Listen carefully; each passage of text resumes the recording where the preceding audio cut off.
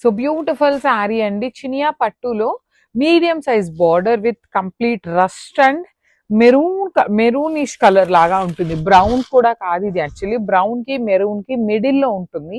Body shade వచ్చేసి bright rust colour with complete gold and silver colour zari బుటీస్ ఇచ్చారు. Actually ఈ particular saris మన దగ్గర ఈచ్ కలర్ కి 20-25 పీసెస్ ఉంటున్నాయండి.